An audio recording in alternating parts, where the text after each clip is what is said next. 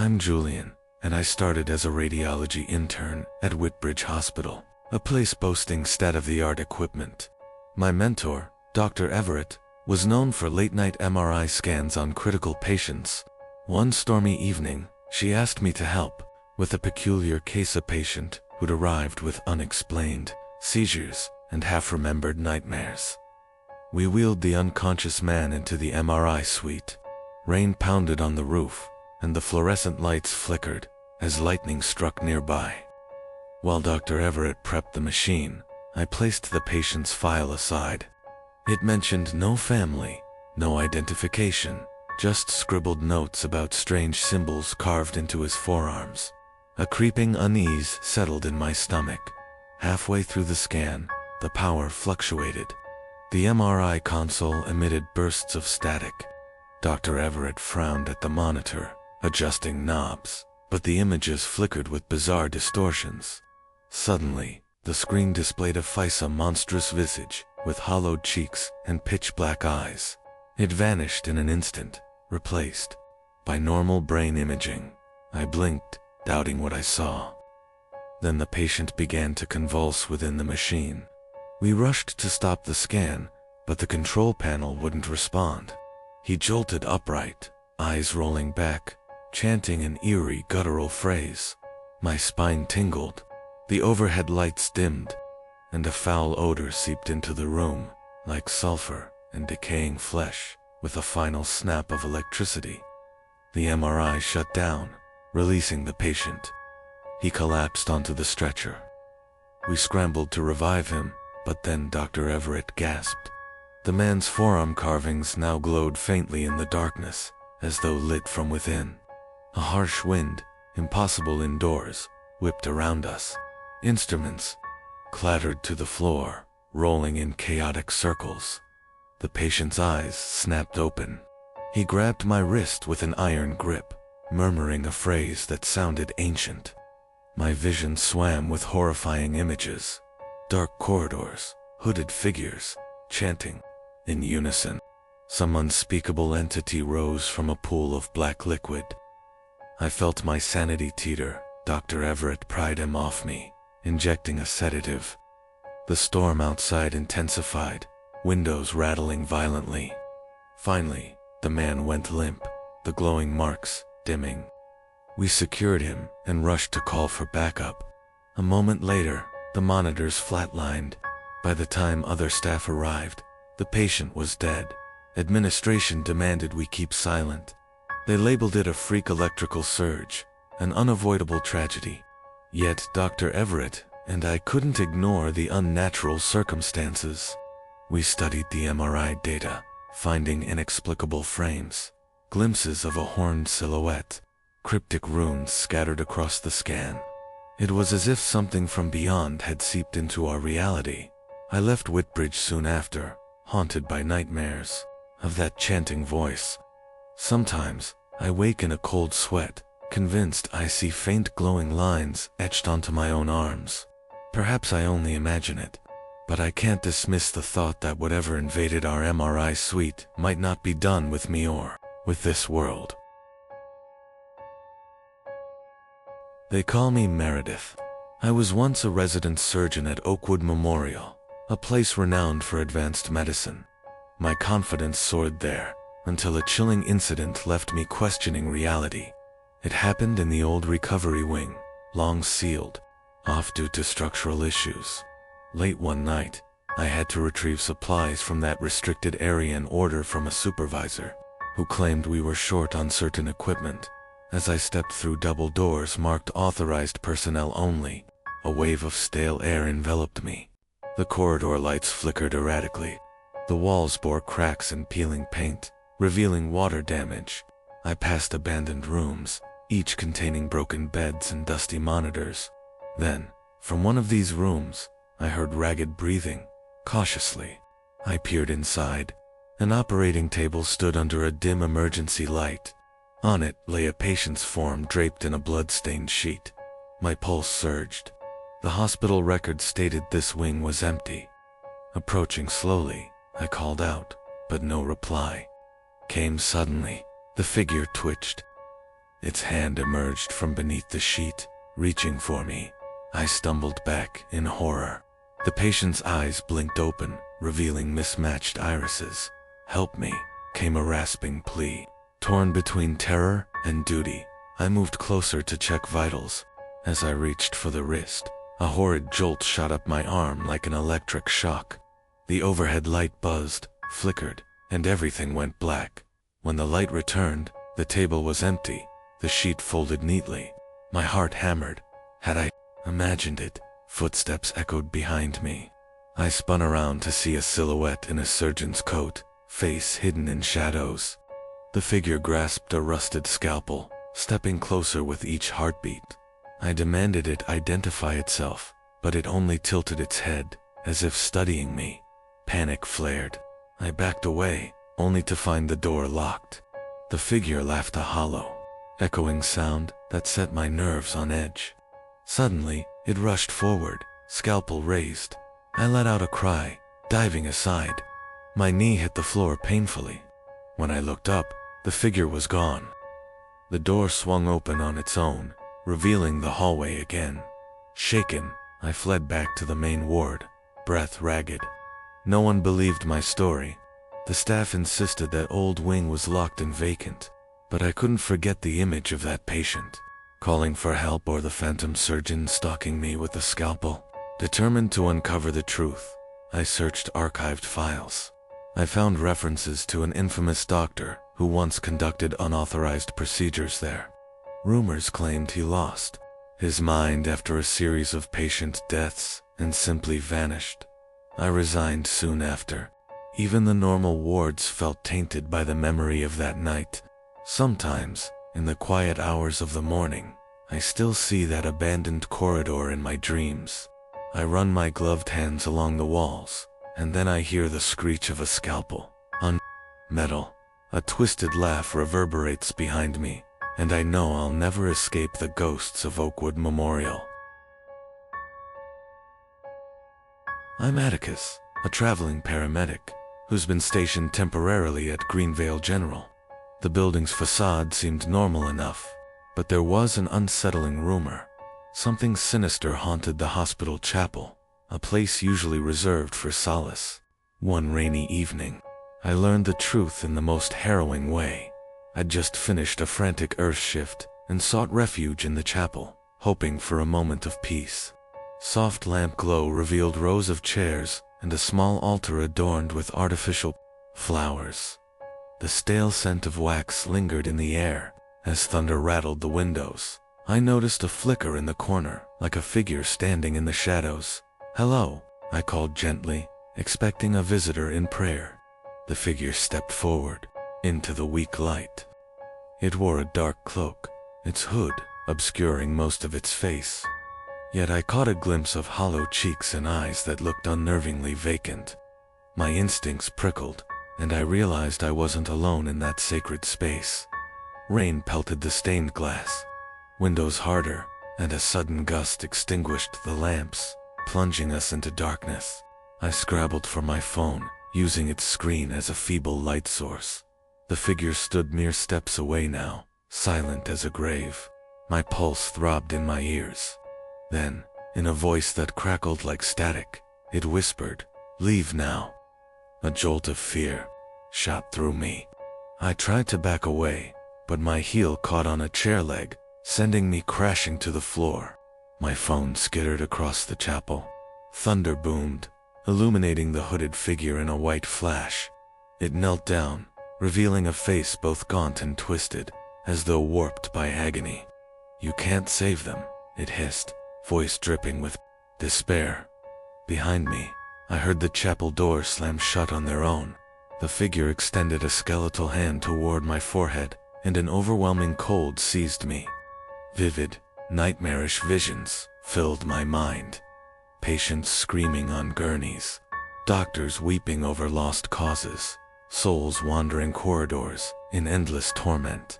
My heart pounded so hard, I thought my chest would burst. Summoning all my willpower, I tore free from the figure's grasp, scrambling to my feet. The lamps reignited, bathing the space in trembling light. but the hooded presence had vanished. My legs shook as I approached the doors, trying to yank them open. They finally gave way, releasing me into the hallway. Gasping for breath, I stumbled into a passing doctor who looked alarmed by my pale, sweat-soaked face. When I explained what happened, he simply shook his head. "That chapel's been off limits at night for years," he said quietly, hinting that I wasn't the first to encounter such horror. Other staff members had reported ghostly visions of a hooded reaper or guardian spirit, warning them of impending doom. Some believed it collected the souls of those who couldn't be saved. I haven't set foot in that chapel since. Even walking past it fills me with dread, as if the figure waits just beyond the door, eager to show me more horrors. Sometimes, when storms roll through, I catch a glimpse of black fabric drifting across the threshold. I squeeze my eyes shut and hurry on. Whatever resides within those walls is no ordinary spirit, and I fear it might someday lay its chilling hand upon me again. I am Theodore, and I used to shrug off hospital rumors as mere folklore. That changed when I started my night shift as a volunteer in St. Helens Medical Center. The corridors were harshly lit, the disinfectant smell clinging to my nostrils. On my first night, an elderly patient named Mrs. Porter told me about a ghostly child roaming the pediatric wing. I laughed politely, believing she was delirious from her medication. Around midnight, I was delivering supplies to the pediatric ward. The overhead fluorescents buzzed, flickering intermittently, casting shadows that danced along the pale green walls. Suddenly, I saw movement. A small figure darted across the hallway. My pulse quickened, yet I convinced myself it was just a nurse's aide. Curiosity nagged at me, so I followed.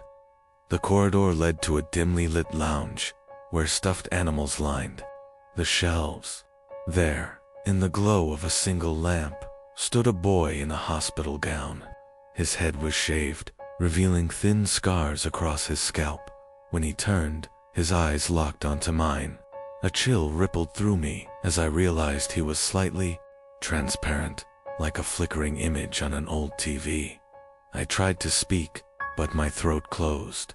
The boy raised one hand, beckoning silently. My mind screamed at me to run, yet my feet inched forward. He led me to a door at the end of the lounge, one marked storage. The handle felt freezing beneath my fingertips. Inside, I found a battered wooden toy box and a large plastic bag filled with dusty documents. Kneeling down, I rummaged through the files. They detailed the final days of a child named Martin who'd succumbed to a terminal illness decades ago. The records mentioned suspicious negligence, staff errors, even pleas from the boy's parents that were ignored. My chest felt tight, a wave of guilt washing over me, though I had no direct link to the tragedy. I heard a faint sobbing behind me. Turning, I saw the boy's spectral form trembling, tears shimmering on his cheeks. Instinctively, I reached out.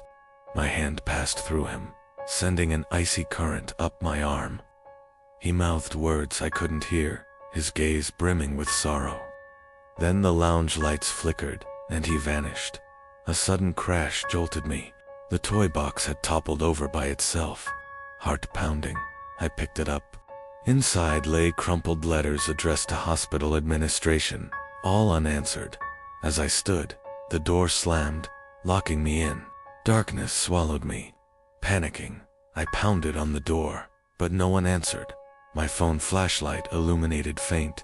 Footprints on the tiled floor, each step leading back toward the lounge. Gathering courage, I followed them until they stopped at the wall. The corridor felt different now, longer, quieter, as though the hospital itself had shifted around me. Distantly, I heard a child's whisper calling my name. The overhead lights sputtered back on, and the door clicked open. I stumbled into the hallway, disoriented. A passing nurse scolded me for wandering off, but I barely heard her words. My mind spun with images of that sad boy and the heartbreaking files.